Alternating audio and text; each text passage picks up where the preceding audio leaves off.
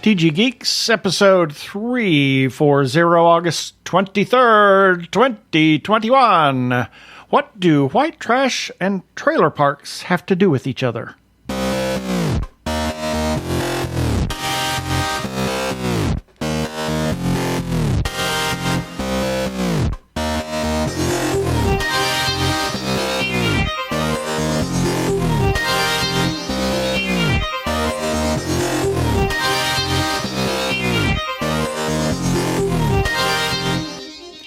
Hello and welcome to another webcast from tggeeks.com, where Ben and Keith, the Two Gay Geeks, talk about all aspects of geekdom and nerdery, sci-fi, comics, film, horror, genre, you name it, we talk about it.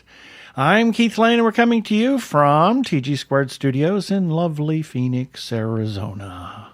And I'm Ben Raggington, also coming to you from TG Squared Studios in lovely Phoenix, Arizona. And that's kind of how we feel today. It's still monsooning. And it's a bit. Still... Well, the monsoon is kind of like pushed out for a little bit. The weather has dried out, thankfully, because the people in Flagstaff need some dry weather for now. And Gila Bend. And Gila Bend, yeah, they need those floodwaters to recede. And the damn-demic is still going on. The damn-demic is still going on, yeah. So here we go. Prepare for hyperdrive. Meanwhile, in the Hall of Episodes, the Two Gay Geeks are discussing this. Well, you might have understood from the little tag that I gave. We're going to talk to David R Slayton, who is the author of White Trash Warlock, and his upcoming book, which is out October 21st, of Trailer Park Trickster. All part of the Atom Binder series. Yes, and we had a really good discussion. Oh, God, we had a great chat David with him. for 23 minutes, and then we talked for another hour and a half. Yeah, before well and after. Over an hour. So we just love David. He's awesome. He's a great person to talk to. He really is great. I love the guy greatly. So let's just get on with it. Oh, no, not yet. No. Oh, I have to tell you the rest of the things we're going to do. Of course, everybody knows we have our birthday shout-outs that are coming after the interview portion, and then a featured podcast of the week, and we have some feedback and a couple of shout-outs, and in the second segment we have something to talk about. If we have time. And then our wacky weekly recap, and then our regular shout-outs in the end of the show. So now we can get on with it. Get on with it!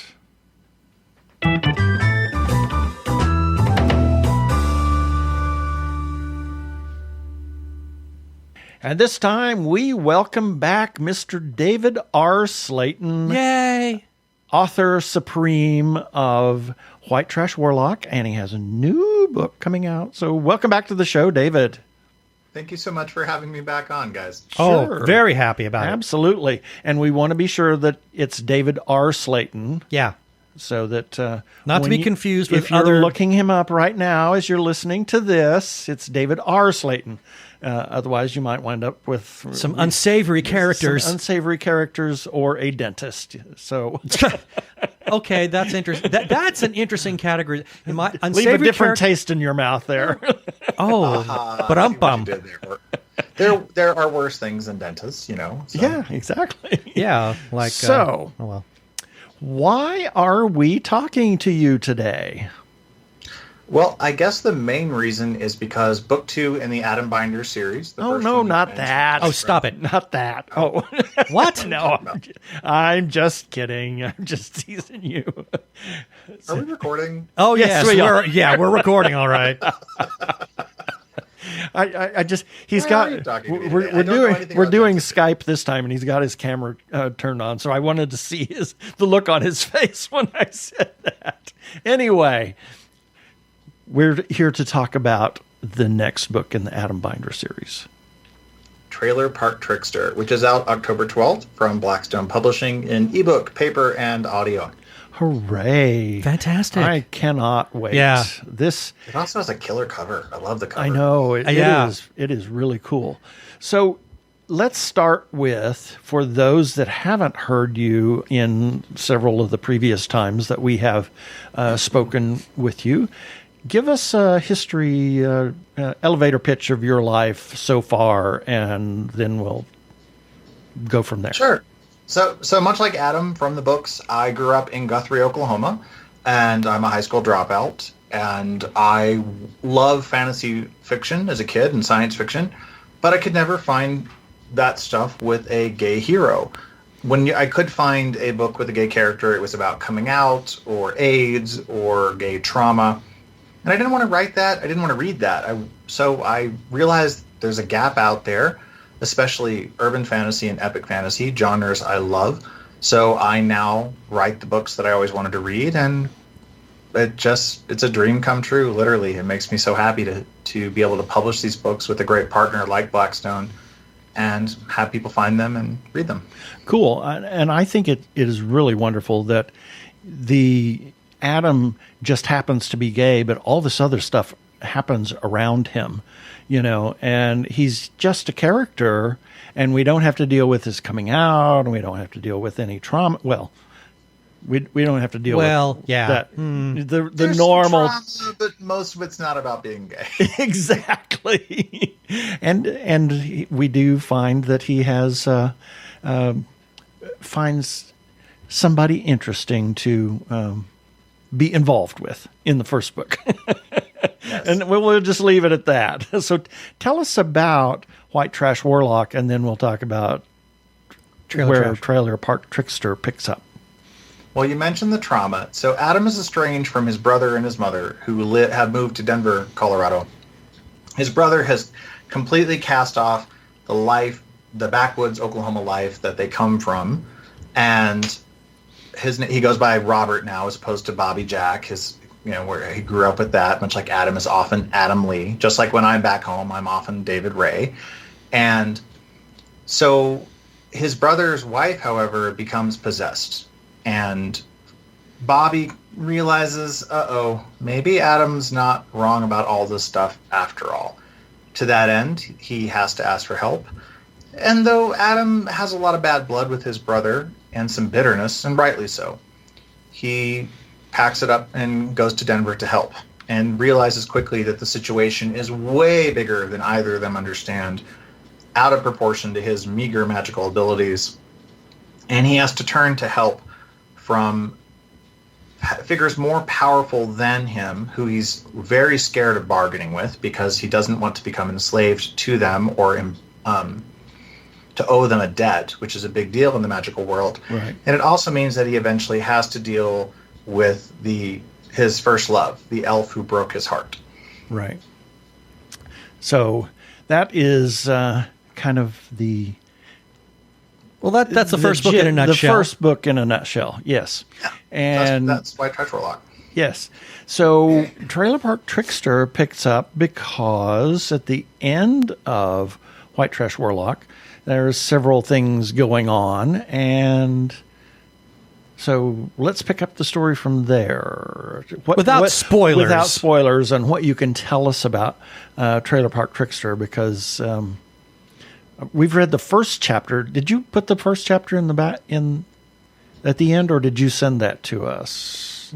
The Nerd Daily posted it with the cover reveal, and so the book one does end on a big hook about something that draws Adam back to Guthrie, back home to Oklahoma, and he's in a bit of a panic, so he just rushes out the door and goes, doesn't tell anybody, because he has to get back quickly.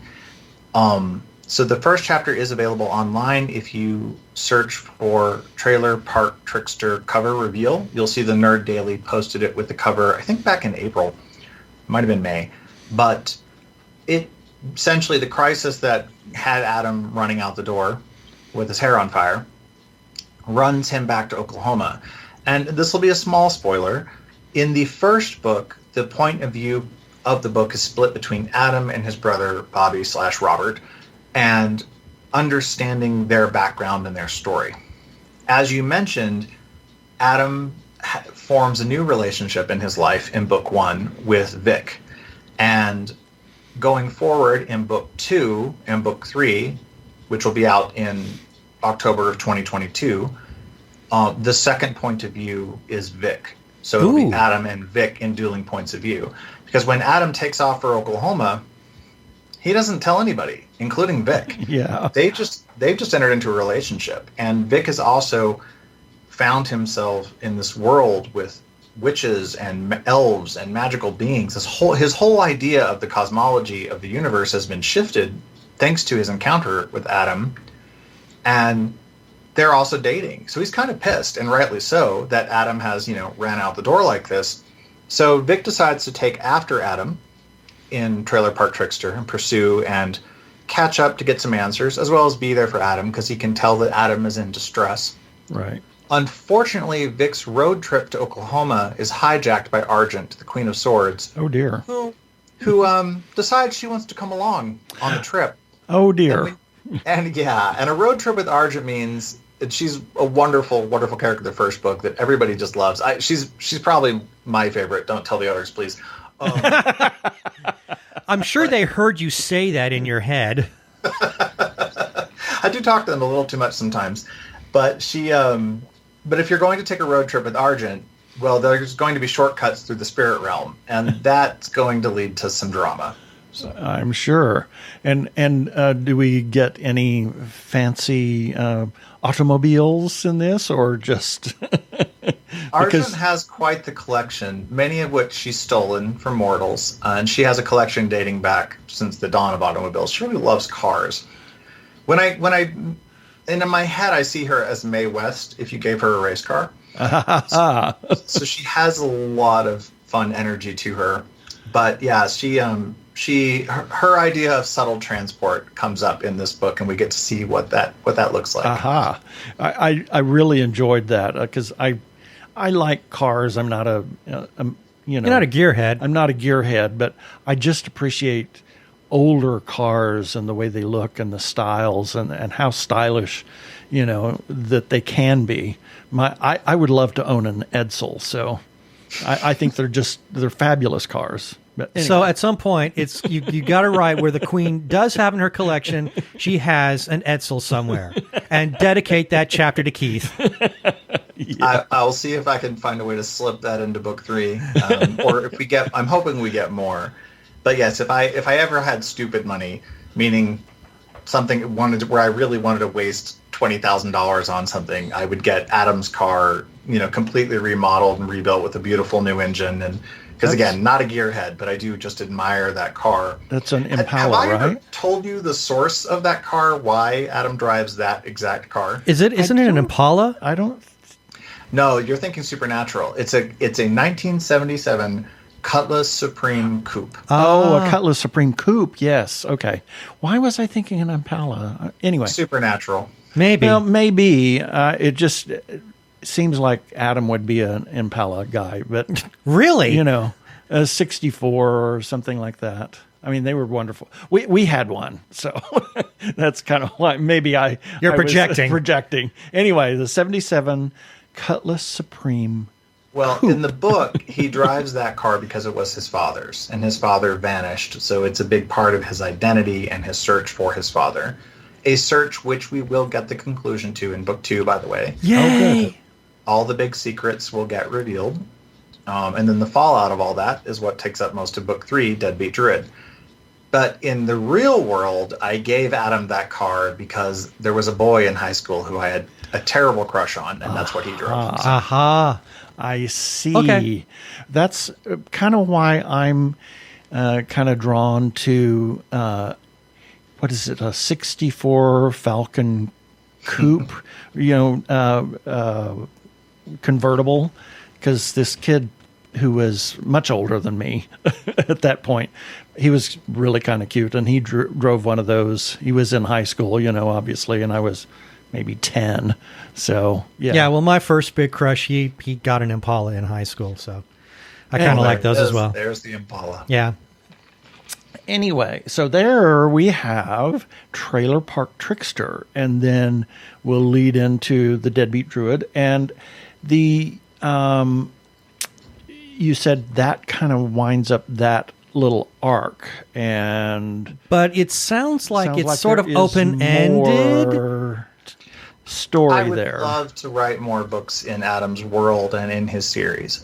We have me and my agents have pitched a spin-off series to Blackstone, who publishes these books, and if they pick that up, you will get time with some of the side characters, get to delve more into the world beyond Adam and his family. At the same time, I do have titles and treatments for 3 more Adam books, and I can envision 9. An urban fantasy series tend to draw on a long path, a long arc. But if people buy them and they resonate, and the publisher decides they want more, I'm certainly always ready for more time in this world and with these characters. Oh, have you thought about adopting the Katie Edwards school of sharing stories, in which he spends sometimes more time writing stuff for Twitter, than he does, working on his own novels. God bless you, Keith Edwards. I love you. But he sometimes does that. Yeah, there are some characters from book 2 who don't get much screen time from the series, really, who don't get as much screen time as I would like in book 3. So I may do some bridging novellas or short stories on my website to help the readers get some time, because you'll have to wait a year for the 3rd book. So it'll help, ease that wait, as well as let me spend some more time with them. So yes, I've definitely contemplated some short stories or some pieces. And there are characters who are not point of view characters, like Silver. I would really love to spend some time just with Silver and give you a little bit more of who he is when he's not hanging out with Adam and the guys. Yeah. Well, that would be a great idea, because he had such a profound effect on Adam that I personally kind of had some, I don't want to say resentment, but there was an initial emotional reaction to me when we got to him, because of how he had hurt Adam.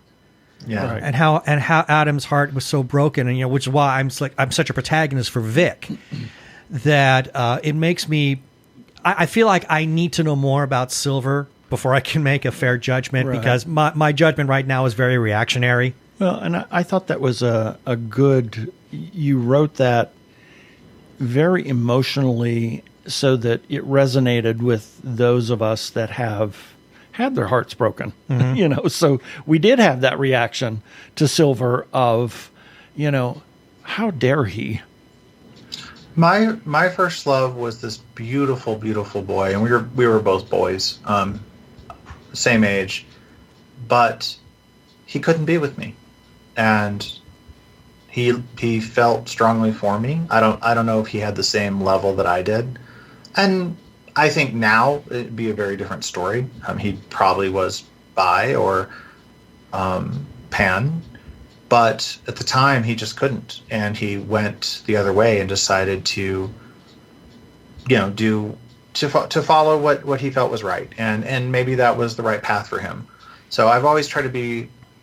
I stopped trying to parse it a long time ago, but I was just deeply and painfully in love with him, and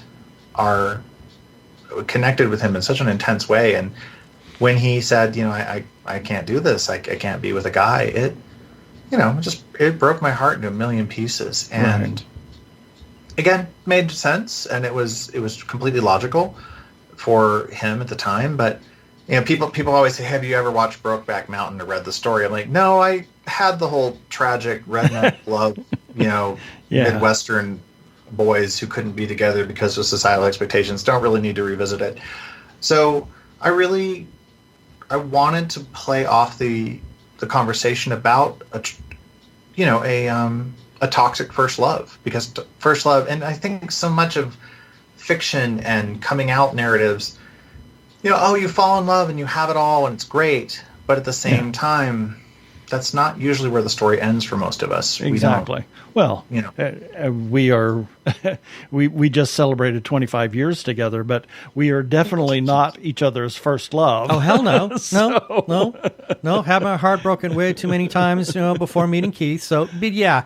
And when you put it in those kind of, in that kind of context, it sort of does make sense about the whole Adam Silver relationship, but it would still at the same time kind of flesh out the universe, if you will, to learn more about Silver, and I think it would also allow us to gain more more empathy towards Adam as to why Adam fell for him so hard.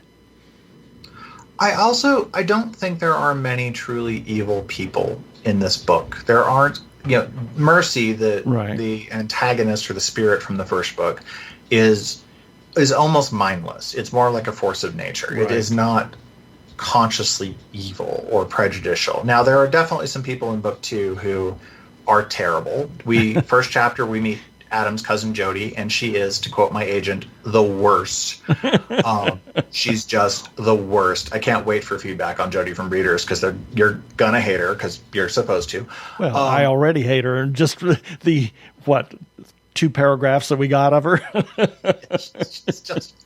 she's just awful. But I like to see if maybe by the end of it all you can understand her, and that's how I feel about Silver. And Silver has a lot of me in him, so I'm kinder to Silver than I am to others. Bobby's a great example. I get a lot of emails from a reader who just starts the book, and oh man, I hate this guy. I can't stand him. And then I get an email a couple weeks later. Okay, I still hate him, but at least not as much. Like I understand him better. As my friend Trina put it, I want to take him behind the woodshed. Right. But a lot of readers by the end of White Trash Warlock, they at least can understand Bobby enough to not feel so much hatred towards him. Right. Okay, so I have to ask this now, based on the course of the conversations that we've been having. And I know that I've asked this before. Every time we talk to authors, I always ask this question, and I know I've asked you, but you've written more since then, so I have to kind of wonder. We know these characters are alive in your head. You've said that sometimes you talk to them, which in my opinion is a sign of a very healthy writer. Although I don't know if being an author is what one could consider to be a psychologically healthy occupation, but be that as it may. So you talk to these characters. A, do they talk back? And B, when you were working on Trailer Park Trickster, how badly did they hijack the story? You have to watch out for Argent. She's one of those characters that steals the show if you let her. And I generally have a character like that in every book I wrote or have written. So I have multiple projects that have not sold yet. We just sold one, but the ink isn't dry, and so I can't really talk about specifics. But every book has a character like that I have to watch out for her, and it's usually a her. I have an assassin in one of my epic fantasies that's that way, and they'll steal the show. Argent very much would love to just be in every chapter and be the center of attention. So I kind of have to like, no, you're not in this scene. I feel like Kermit in the backstage at the Muppet Show, no, you're on in 5. Go over here. Get out of my hair. Oh, you are a character manager. Yeah, I'm a character manager. And so they don't really live in my head as entities or as personalities, though I am a little bit on the spectrum. I do have some of that. So I do have a bit of a dissociative disorder that can sometimes feed into it if I'm not careful.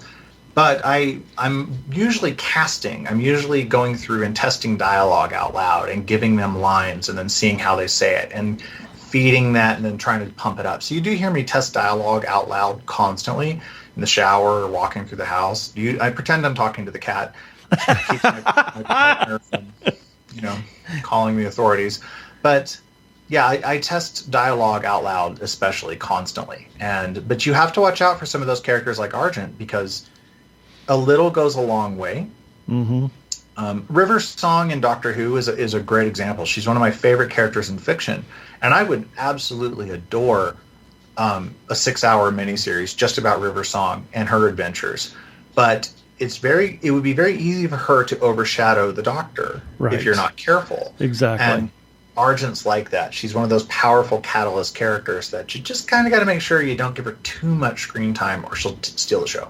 So you have to hold her back, otherwise she'll insert herself into every part of the book. Yeah, and though as amazing as she is, she's only got 2 or 3 notes. She doesn't have, because she's too cool. She doesn't have the emotional range to be, Adam with all of the angst and drama. She knows who she is. She knows what she wants.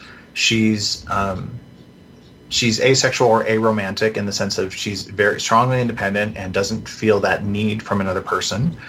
And she has a very good she's a full self-awareness of who she is and what she is. And that comes up a lot in the conversations of who should rule. Silver is the heir, but Argent would be the more capable ruler.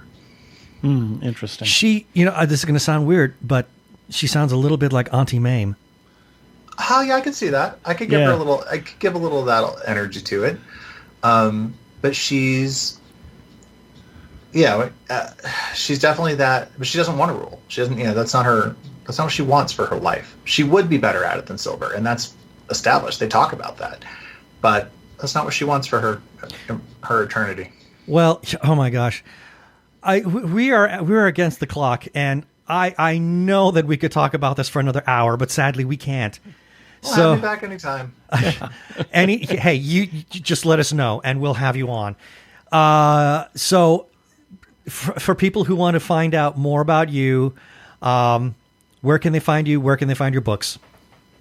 Just Google David R Slayton. You can also go to davidarslayton.com, sign up for my newsletter. I'm all over social media. I'm even on TikTok now, though I'm kind of crappy at it. I'm trying to get better at it. But yeah, you'll find me on Twitter, Instagram, Facebook, friend me.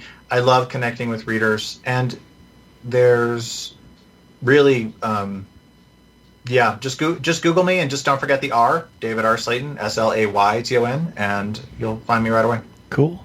Thank you for being with us today, David. Thank you both. You don't need to hear their identification. They're the Two Gay Geeks. They can go about their business. Move along.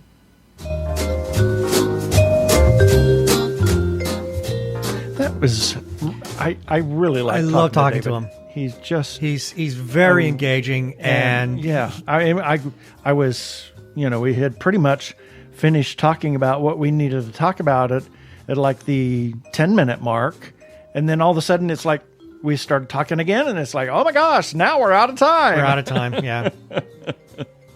So here's a few selected birthdays for August 23rd through August 29th. Or is that August 23rd? That's August 23rd, yes. I'm looking at the script. Yes, that you are absolutely correct. I didn't want to go there, but I wanted to, but... But you didn't want to. I didn't want to because... What, you hoped I would? Well, no. Anyway, August 23rd, Barbara Eden, actress. She was born in Tucson. Oh, I didn't know that. Yes, I Dream of Jeannie. She will be 90 today. Phenomenal. 90. Once married to Michael Ansara. Yep.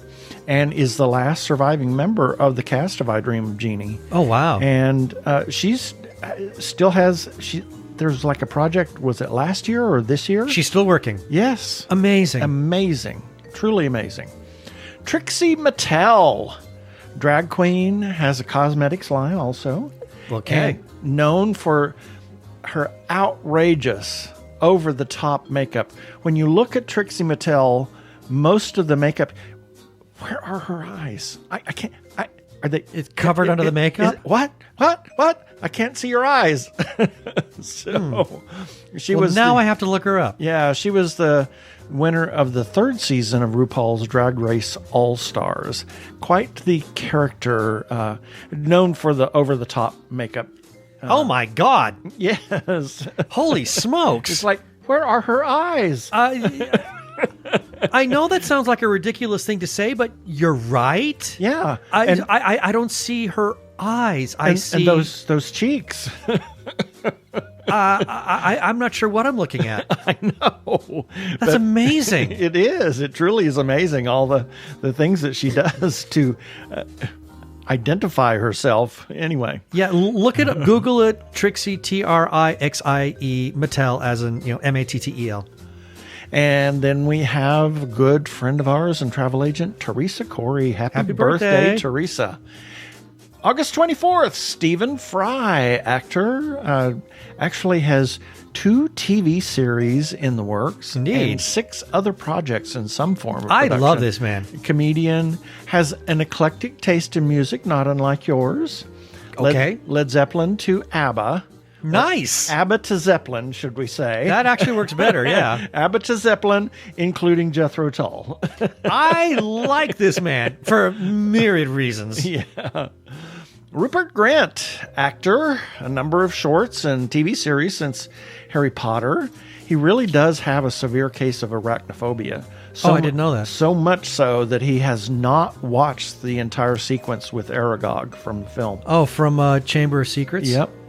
And when answering a question if Emma Watson was actually bossy like Hermione, he said, "I would tell you, but she would hurt me."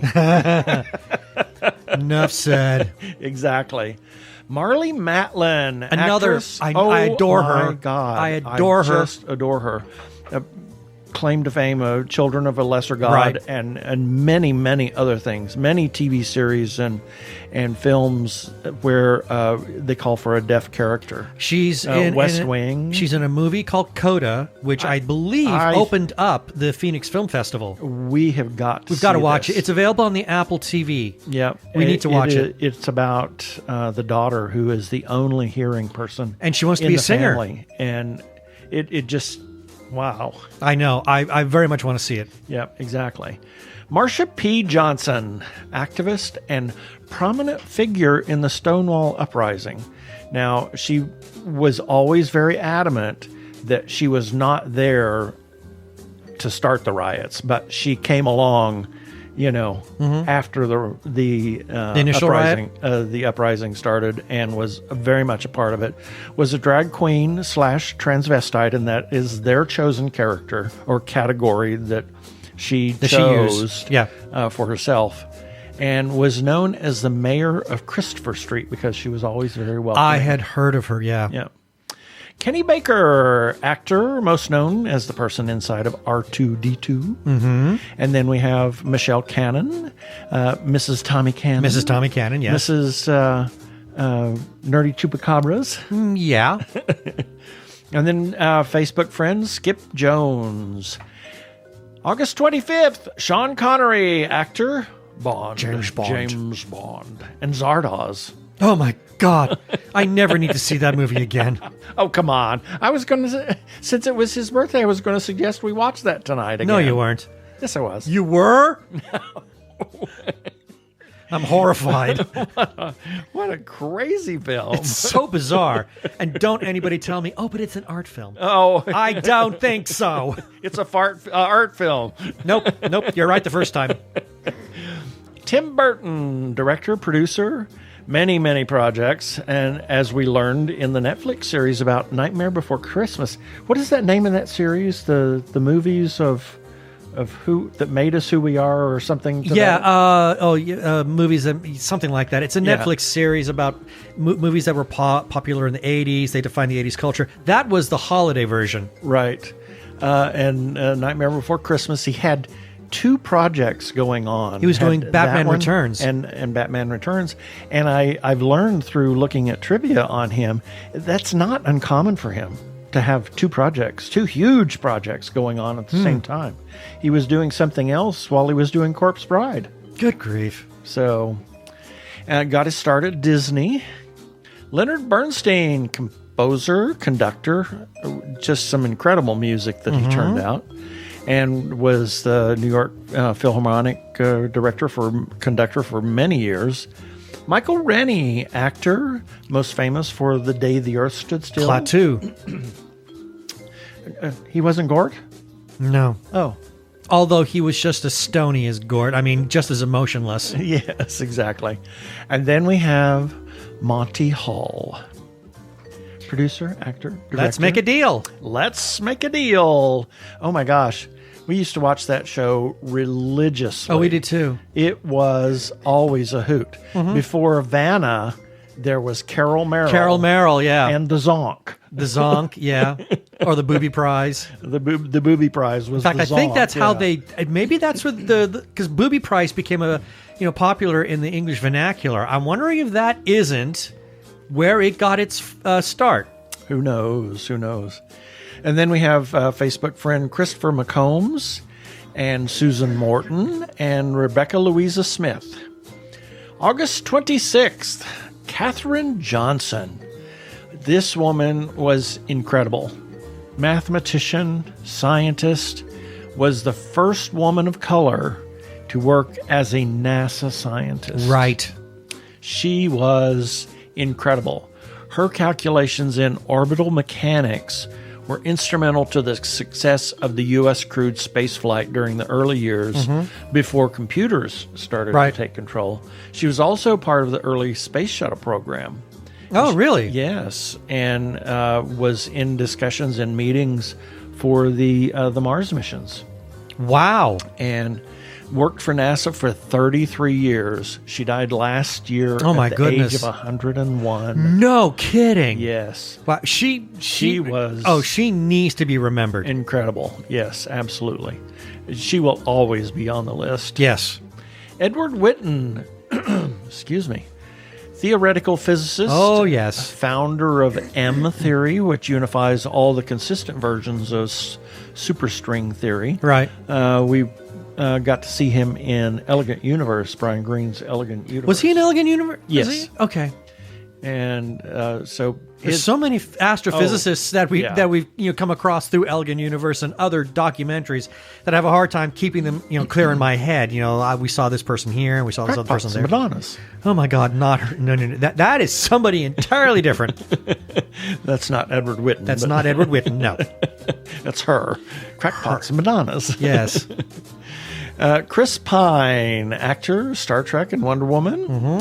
And then we have Sean Shower, S.J. Shower, good friend of ours and also an author.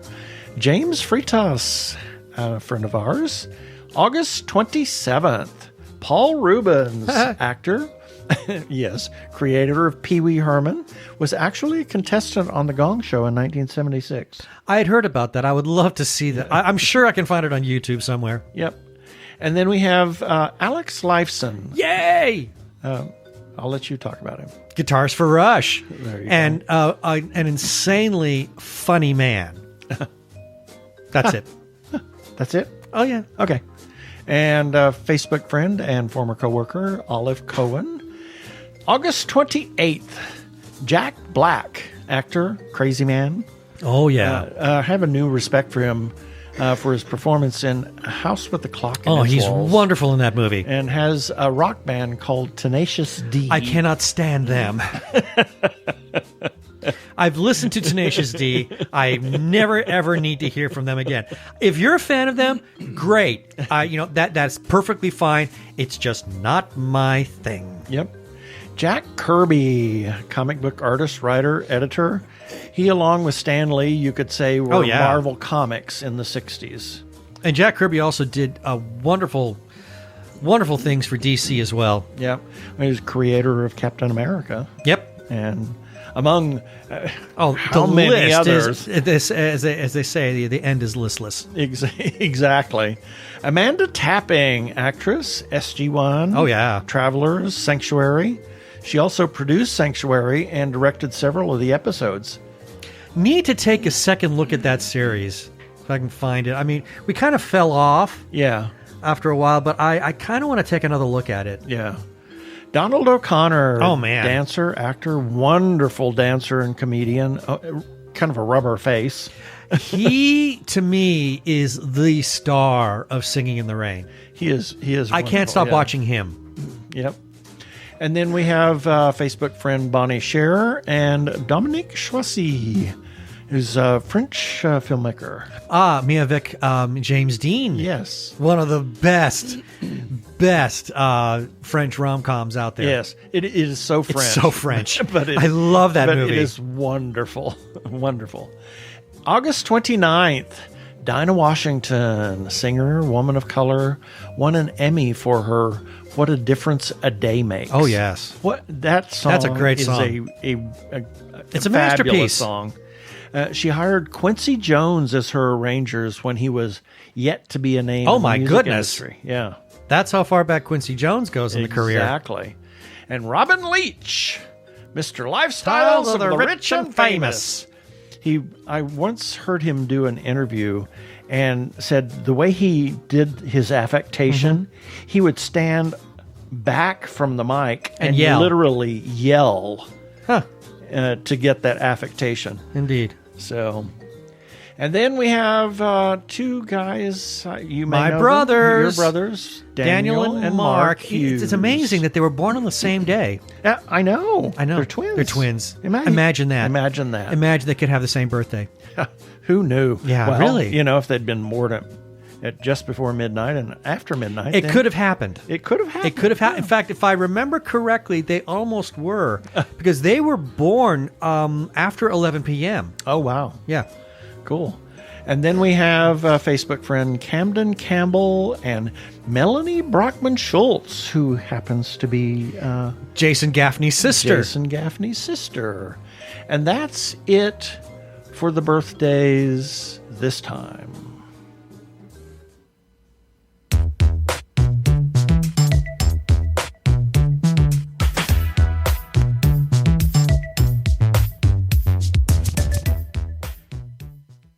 Technorama, the podcast for geeks, because geeks are better than cool. You don't hear someone say, "Get away from me, you cool person." Who's gonna have their 65-inch home theater system installed by the Cool Squad? Not me, that's for sure. How much cool cred do you have? Not enough to care about. Think you'll find any canned unicorn meat at thinkcool.com? It's just a part domain name. They don't even have roadkill in a paper cup. That's why you need to start listening to Technorama, because that's what geeks do. Go to chuckchat.com and listen to Technorama before you turn cool.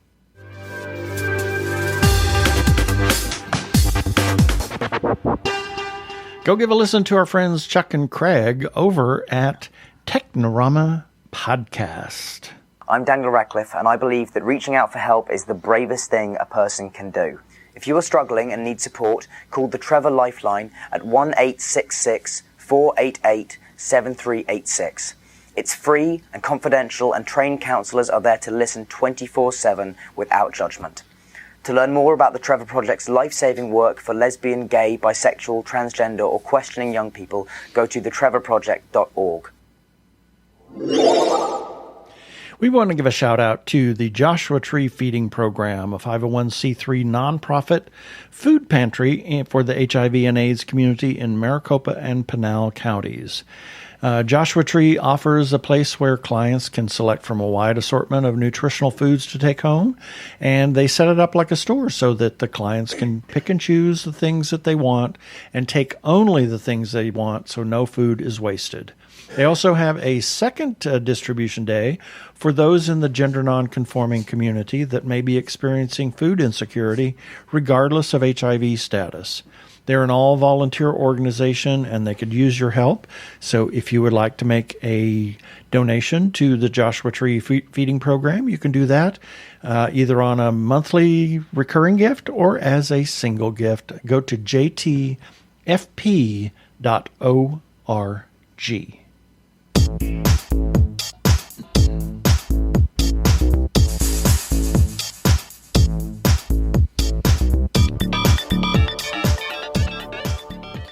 And it's time for our feedback. These comments are generated from some articles and episodes that we ran on our website at tggeeks.com. And the links for these articles and episodes will be in the show notes for this episode number 340 at tggeeks.com. Starting with, regarding TG Geeks episode number 337, we got a comment from Arkle, Brian Weber. This is actually a response to the shout out that we gave him. And during the shout out I made, there was something about Zombie Shark that I had seen. So let me go on. Wait, Ben heard good things about Zombie Shark? Certainly wasn't from me. I hate that movie. I spent 10 minutes railing about the awful ending, saying that it was like if Lars Van Trier did a remake of Jaws 4. Oh, was Ben being sarcastic and I just didn't pick up on it? No, Arkle, I was not being sarcastic. I thought it was you, but I'm guessing it was somebody else who posted something really glowing, although I'm beginning to think that that individual was probably being sarcastic. So, there we are. Anyway, while we're on the subject of the shout-out section of this episode, I guess I have to explain the joke of my current display name. The "and" symbol has a name. It's called an ampersand, and in some circles, the ampersand is considered the unofficial 27th letter of the alphabet. So the joke there is that my channel isn't even on the Z list. And the account the display name is for isn't new per se. My mom created it about 11 years ago when she and my stepparents took over a podcast I used to have called Geek of All Trades. They were actually really good at it, better than I ever was, frankly, but they didn't enjoy it much, so they stopped after only 10 episodes. I've had to use the account before during past instances where the @Arkle account was restricted. Since this last instance where I was suspended because Twitter safety decided my telling a transphobic jerk that I hope he wins a Darwin Award before I muted him counted as target harassment and a death threat. So now, after 11 years of very infrequent use, it's basically my new Twitter home. And frankly, if I didn't have so many colleagues for whom Twitter was the best way to keep in contact with them, I'm not sure I'd have bothered. Well, take a deep breath. There it is. It's hard to know because there is no sarcasm font. I know. You know, the only thing you can kind of do it in a faux HTML. Begin sarcasm, end sarcasm. And so there you are. Anyway, moving on regarding Ben's breakdown. Nimmy, when first contact becomes last call. This is a review of a very short story written by Zachary Wheeler. Got a comment from Hamish Downey who says, I'm really enjoying Roy at the moment. Oh my gosh. You need to tell us what you think about Roy when you're done, Hamish. I loved Roy. It was so funny stuff. And then got a comment from Zachary Wheeler. It says, many thanks for the kind words, my friend. Always a pleasure to read your thoughtful reviews. Big smiley face. And that is our feedback. And if you want to leave a comment on anything that we publish, whether it's a book review, a movie review, an episode, or just an article, press release, etc., you can do that, and you can do that on our Facebook page because everything we publish goes to Facebook. You can do that on Twitter, same thing there, and Instagram, as well as at tggeeks.com, where you can leave a shout-out, and we'll give you a shout-out on a future episode.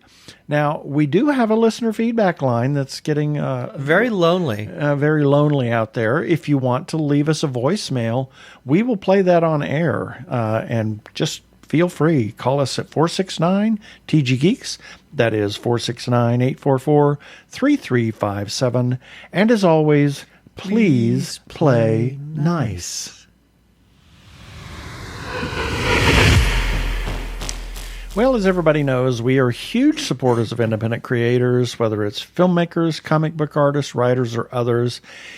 We would encourage you, especially since the damdemic is still going on, to visit their Etsy pages, their web pages, their Twitter pages, their Facebook pages, their MySpace pages, wherever you find the Instagram. Find those independent creators that you like, engage them, talk to them about their stuff, buy their stuff, tell other people about them, tell other people about their stuff, tell other people to buy their stuff. Did I cover all that? I think you did. Please consider supporting independent creators. If you are trans or are questioning your gender identity, and if you are in crisis or are feeling isolated and need someone to talk to, or you know of someone in a similar situation, there is a special hotline just for you. The hotline is provided by translifeline.org and staffed by trained counselors who are transgender themselves. The hotline in the U.S. is 877-565-8860. In Canada, it is 877-330-6366. Or you can go to translifeline.org to learn about the important work they are doing. Please reach out for help. You are not alone. Yeah, baby. They're like two gay geeks. They're together, you know. They're two gay guys and they're geeks. Is that okay?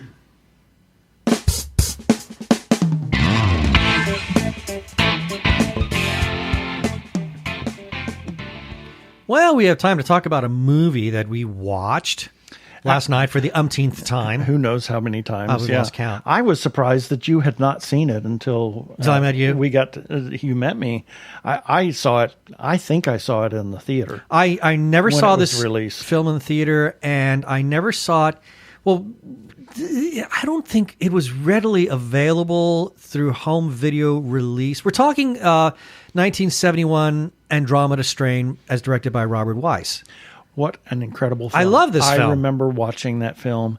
I remember, and it had quite a presence on the Sunday afternoon, Really? or Saturday night late after all the other programming was done on some of the channels. Almost makes it sound like a cult movie now. Well, it was, and I saw it every time it was on. Same thing with Day of the Triffids and some of these other crazy films. Well, consider back in the day. Back in the day, we didn't have quite the viewing options that we have now. So if something even remotely fell within our wheelhouse, we kind of felt an obligation to watch it. Yeah.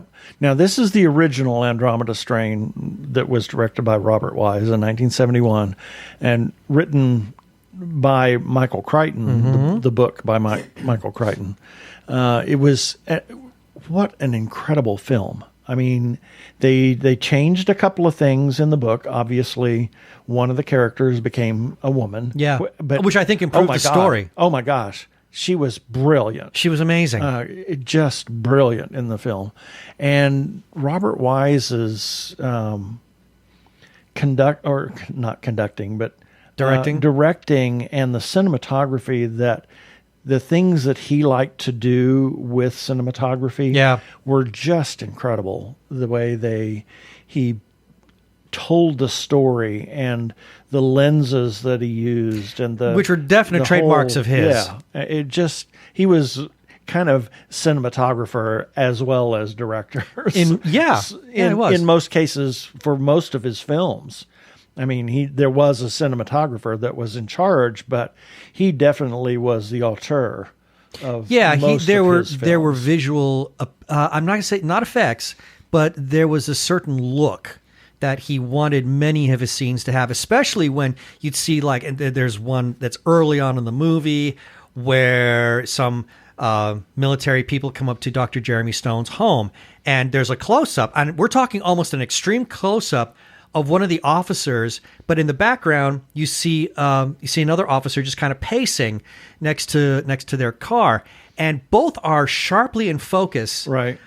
Through some, I don't know if it's anamorphic lens or what. I don't know what the trick is. I can't recall. Yeah. But that was a definite hallmark, right, of Wise's movies. He employed that a lot in that film. There was always something else going on in the background. Yeah, and he wanted people to see it. Right.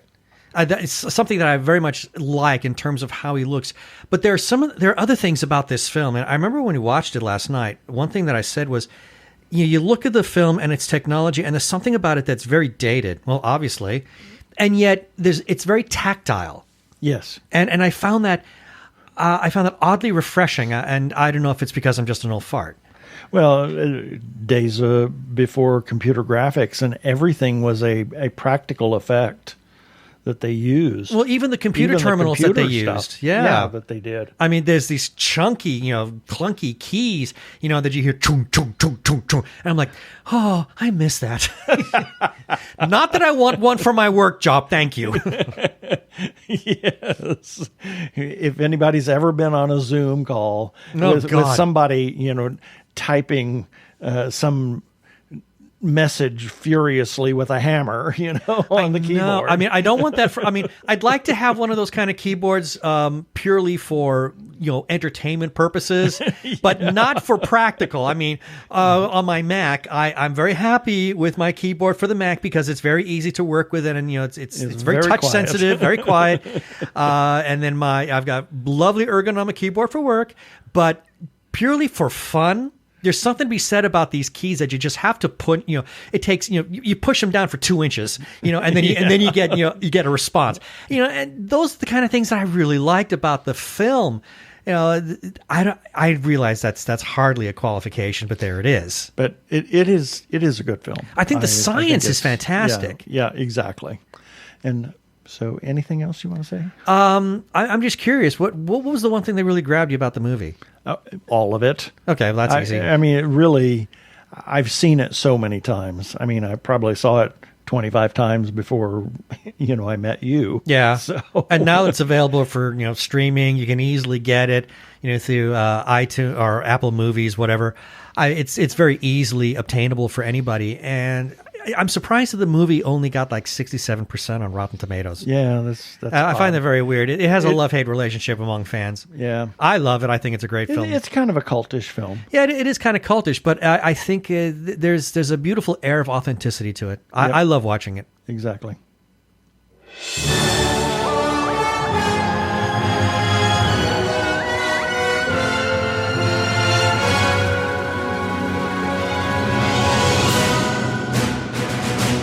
And it's time for our wacky weekly review. These are the articles that we ran on our website at tggeeks.com this past week.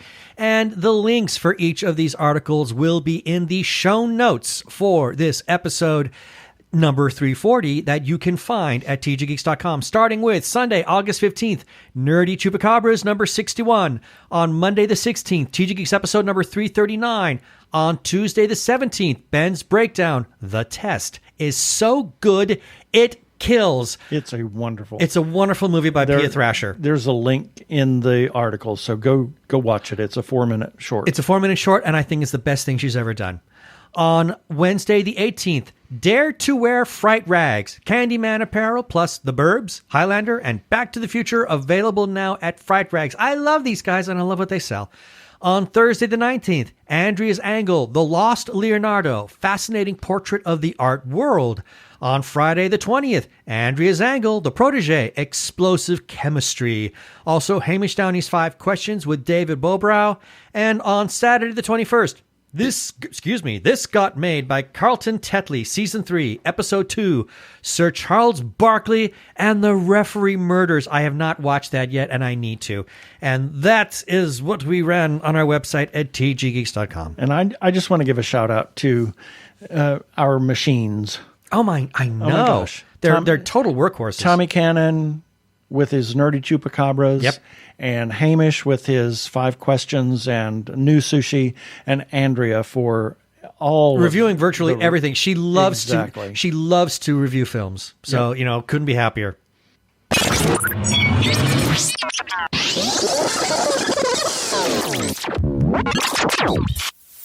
Have some shout-outs that we need to make. First to Brian Weber. Arkle, you heard from him in a feedback section a little bit earlier.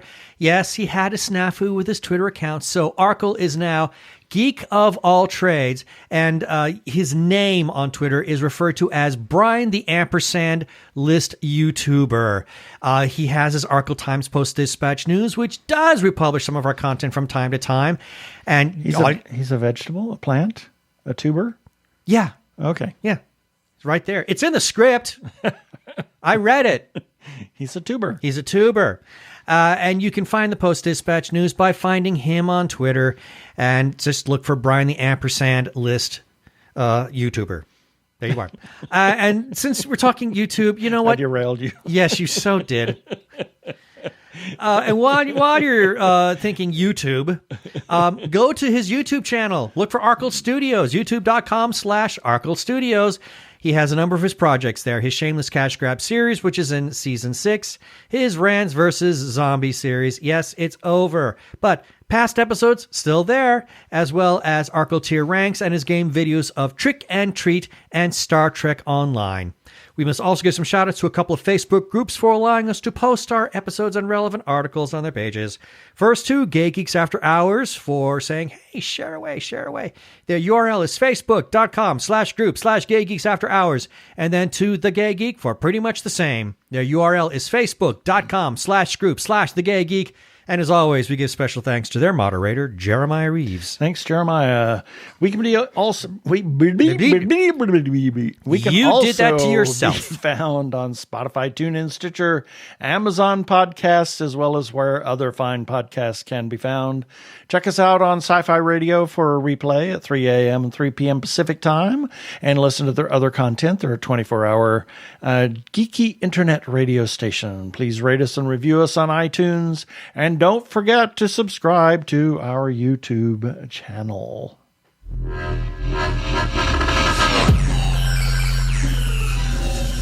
And that should do it for this episode of TG Geeks Webcast. Be sure to check out the article for this webcast episode. We'll have several links on the page. And remember, you can comment on our Facebook page or our website, tggeeks.com. Or you can leave us a voicemail at 469-TG-GEEKS. That is 469-844-3357. From TG Squared Studios, I'm Keith Lane. Thanks for listening. Please be kind to yourself and those around you.